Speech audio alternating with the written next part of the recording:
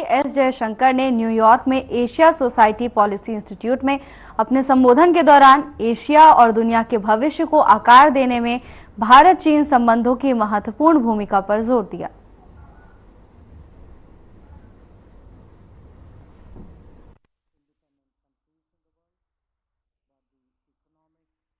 Political and even demographic weight of individual members of the global order has shifted to a point where many of us believe that today we are actually at an inflection which really makes a very compelling case for reforming the global order, especially the United Nations. Now, when I speak about rebalancing, I think Asia has been very much key to that rebalancing. When we talk, if one looks, for example, at the top 20 economies of the world, there are many more Asian economies in that than there were a few decades ago. And even if one looks into, say, among the 20, the Asian ones have really risen much more strongly and impactfully. And among them, of course, is India, which was a decade ago the 10th largest economy in the world, currently the 5th, likely to be the 3rd by the end of the decade. A second word which would occur to me when I again try to describe the world would be multipolarity. And this is a consequence of rebalancing. Multipolarity in the sense that there are many more independent centers of decision making in the world. And what it does is it really shifts international politics more in the direction of finding convergences and overlaps, and that actually has an impact on the global architecture.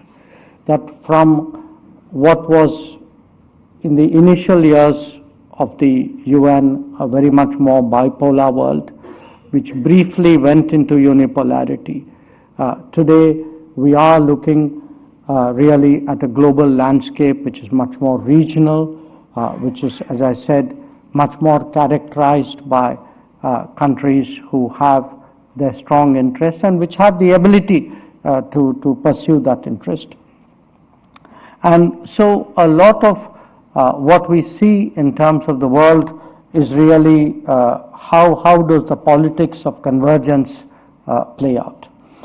And a third word which would occur to me is plurilateralism. It's a very ugly word, but it in a sense, describes a world beyond bilateral relations, but which are short of multilateral. That where countries form combinations based on these convergences and overlaps that I've talked about. And you have really this phenomenon of groups of countries coming together for often a limited agenda, sometimes in a agreed theater to pursue their interests. Now, and again, to me, a very visible example of that would be the Quad, which has been an increasingly, I would say, growing present platform in the Indo-Pacific, and what you described, Ambassador, in the Quad summit in Wilmington, which just took place, I think, is the latest step in the growth of that platform.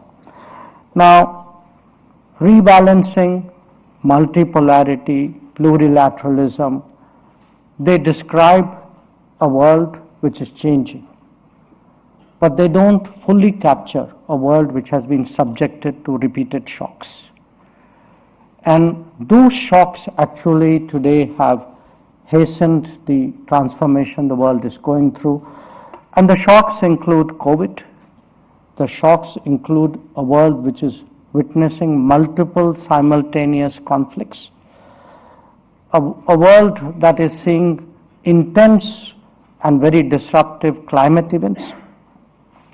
So you could say, in a way, the world is changing. Asia is very much at the cutting edge of that change. Within Asia, India is part of leading that change.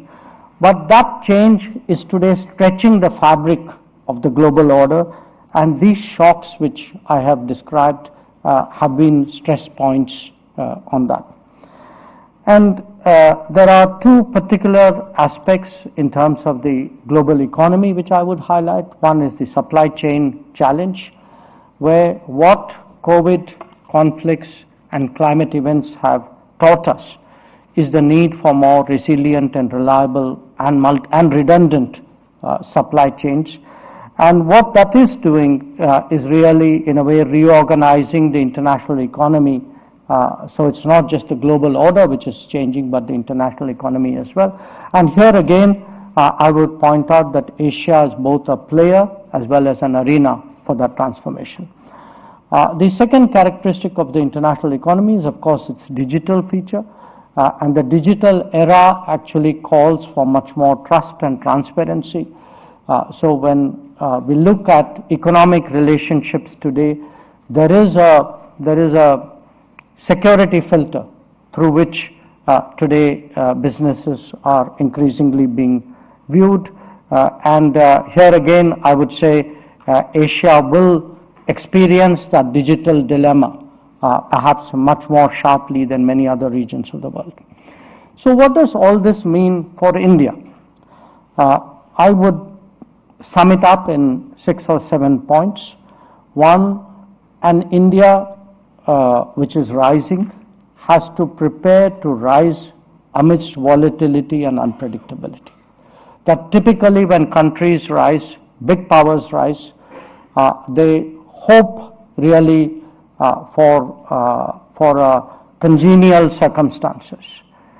We know that we are not going to get that. And we have to factor that, hardwire that into our planning as we prepare to rise. In that rise, obviously, what is crucial for us is how much more rapidly and impactfully we can regionalize the subcontinent and South Asia. And to do that, we have really over the last decade been pursuing a policy of focusing on the neighborhood in a non-reciprocal, very generous way, so that we can actually drive particularly the infrastructure and the economic regionalization of our part of the world. The third point I would make is about India and China. I think the India-China relationship is key to the future of Asia. In a way, you can say if the world is to be multipolar, Asia has to be multipolar. And therefore, this relationship will influence not just the future of Asia, but in that way, perhaps the future of the world as well. We have long pursued what we call the Act East policy with ASEAN at its center. But again, in the last decade, we have seen that mature into something beyond the ASEAN. So I would argue that the arrival of Indo-Pacific as a